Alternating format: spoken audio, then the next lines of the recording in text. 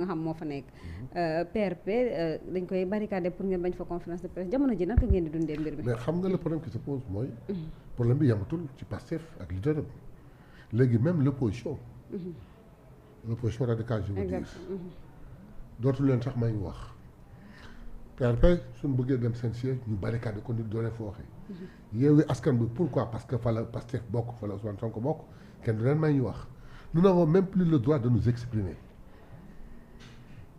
nous n'avons même plus le droit de nous exprimer. et loolu mooy état de fait bi nga xam ni nit ñi moom la ñu war a wax. les gens s'appesantent sur des choses yoo xam ni vraiment jaru ko te li ñu war a wax kenn du ko wax parce que nag côté bu wax mu def leneen mu seet leneen. léegi nag ñun stratégiquement kenn mënuñu tere wax dinañ wax ñoom lu ñu mën nañ def mais wax ak askan bi kenn mënuñu ko tere incha allah bi dinañ ko def. jamono ji Yolande Camara mi nga xamante bokk na tamit ci yéen jox na ma ay information comme quoi que ñu ngi dugg seen biir kër yi di leen jàpp di leen yóbbu kaso ndax loolu mu nga ko confirmer. waaw gis naa ne dëgg jàpp nañu Jamil Sané gis naa ne jàpp ñu ngi convoqué may mën a jëye consort déggoo li ma la wax. ñoom dañu yaakaar ni mën nañu affaiblir Pastef. suñu jàppee parce que ku ñu xalaat di yow tu es un pion te yow suñu la jàppee Pastef ñàkk dooleem wàññeeku. ñu jàpp la. mais dama leen bëgg wax ni liy doxal Pastef du ay individualité. c'est une chaîne collective boo xam ni loo jàpp Pastef dafay dund. dafa mel na genn unk loo ko dagg unk bi dund. d'accord Mayabé ndax jàpp nga ni Ousmane Sonko war na mën a bokk ci candidat dina éligible. lan moo ko tee bokk en ce moment contumace bi tëb na. contumace bi procureur nga génn na Abdou Karim. xam ñu nga ko ëpp xam-xam ne nañu li muy wax tegu ko fenn.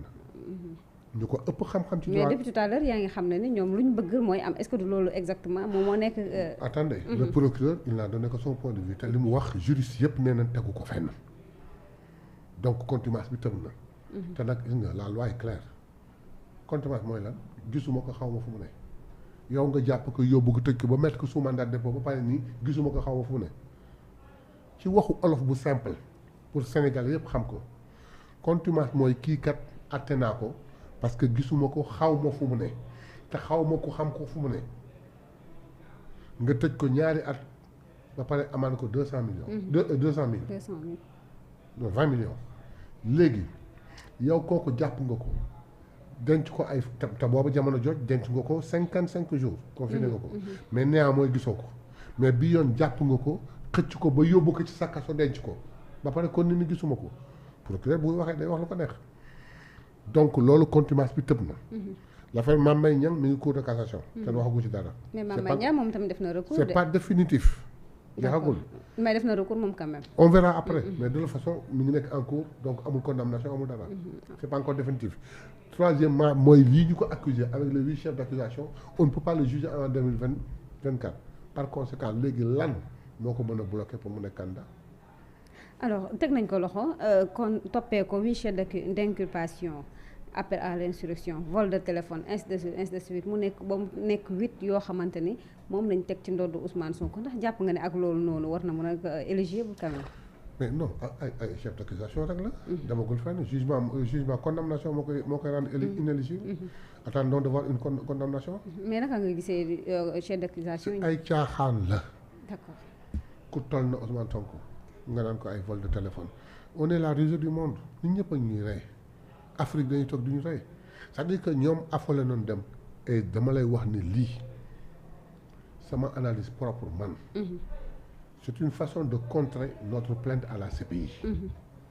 Pour que les gens disent que ce qu'on nous reproche ba porter une plainte au niveau de la CPI c'est même fait ñu ngi koy toppee benn nit au Sénégal mi ngi en kii procédure judiciaire c'est uniquement pour contrer moo tax ñu def yii yëpp mais xam nañ ni li ñu def teguñu ko fenn Ousmane c'est un type boo xam ni la violence ak moom bokk ñu sax yoon duñu jaar du ko def du ko wax nit ku baax la jullit la nit ku dal la nit ku bëgg Sénégal la nit ku liggéey Sénégal nit ku sacrifié pour Sénégal li ñuy bëgg sauvegarder nag ak li ñuy ragal ba tax bëgguñu Ousmane jël réew mi ñoom ñoo ko xam mais ils disent qu'ils ont bien géré ils ont un excellent bilan mais quel problème il y a le gars il dit qu'il n'est plus candidat mais il n'a qu'à laisser les gens qui mais su fekkee nag dafa am ci suuf loo xam ne dañ koy ragal nañ ko wax ñu xam ko mais Ousmane sera candidat et gagnera au premier tour incha allah. lu ñu œuvre.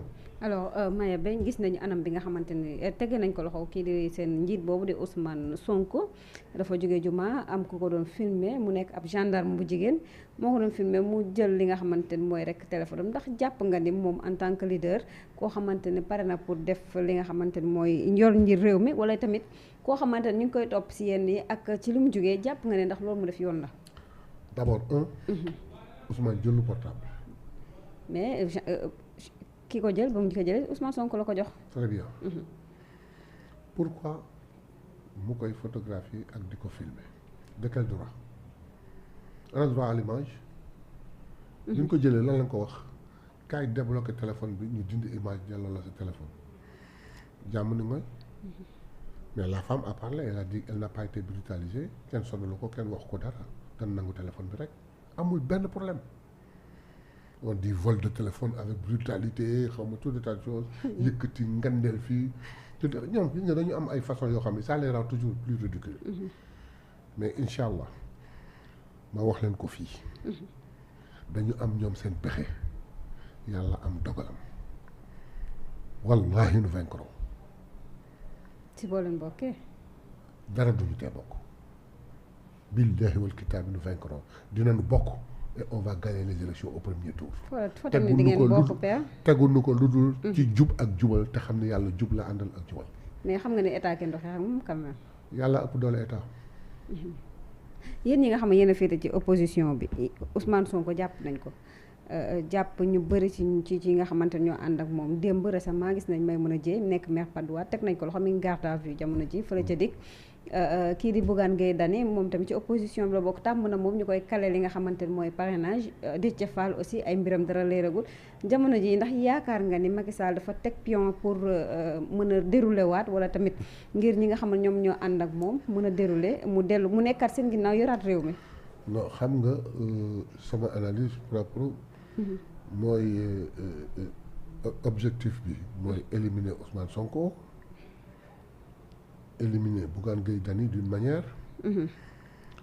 pour ñoom ils ont mal pesé Déthié Fall. Déthié. ils l'ont très mal pesé parce que pour ñoom poids capacité ak poids bi ko jox ils se sont complètement gourés.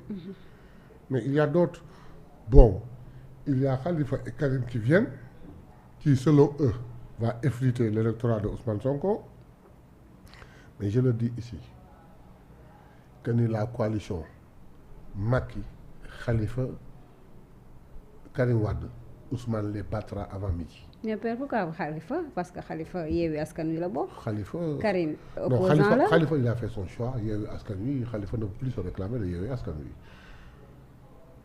mais pourtant Khalifa yàgg na xeexal Ousmane Sonko quand même. très bien on n'a absolument rien à lui reprocher. exactement. saagawuñ ko xasuñu ko à un certain moment il a fait son choix. Yewwi Askan Wi a décidé de ne pas aller au dialogue en tant que membre. moom mu forcé il est allé au dialogue. mais moom moo auto-exclu boppam mais père Yewwi Askan bi d'accord ngeen tamit ku bëgg a nekk législative yi la ñu ànd local yi après ku nekk mën a dem sa yoon loolu ngeen waxtaan. c'est ce qui était dit. àggaguñu présidentielle yi àggaguñu ci candidature yi on parle ensemble Yewwi Askan Wi dans un dialogue qui n'a rien à voir avec la présidence. c'est un dialogue politique. ñu ni demuñu moom mu forcé dem pourquoi parce que xëy na gis na fa gaynam dem na te ragal ne tey à l'Assemblée nationale il trouvera son gain. mais Khalifa je le connais bien et je le respecte beaucoup mais Khalifa ne fait pas le poids pour diriger ce pays. est-ce que du am déception. non il sera ridiculisé su demee il sera su génnee Yewwi Askan Wi mu demal boppam il peut être ridiculisé. non moom génnul Yewwi Askan Wi Yewwi Askan Wi kay ñoo bëgg a génn ci moom. non parce que il a fait son choix c'est lui qui s'est auto-exclu. ah non. c'est lui qui s'est auto-exclu attendez. mais amoon na ci droit père. non mais attendez non dans un regroupement on est là. nous pensons tous ensemble nous décidons tous ensemble. nous avons décidé ça et pour te dire que respect bi ñu ko jox. Yewwi Askan Wi reste bi ñu jox Khalifa Sall. mais la liste des législatives on lui a laissé le de désigner de faire la liste. xoolal kii boobu ñu ko jox doole boobu ñu ko jox. mais maintenant on appelle à un dialogue politique boo xam ne ñun waa Yewwi Askan Wi gisuñu ci suñu bopp. ñu ne bu ñu dem moom mu forcé dem pourquoi parce que am na lu mu fa yaakaar il voulait être éligible. d'ailleurs sax il a dit mën naa bokk rek bu koy na bokk mais je lui dis tout de suite. que bu bokkee il va être ridicule. croyez-moi. Yewwi Askan Wi mais mënuñu ko jàppale bu ñu kalee Ousmane Sonko. bu ñu jàppale Khalifa. mais pourquoi Khalifa où sont les autres de Yewwi Askan Wi. d'accord ñu jàll ci benn question bi mu nekk.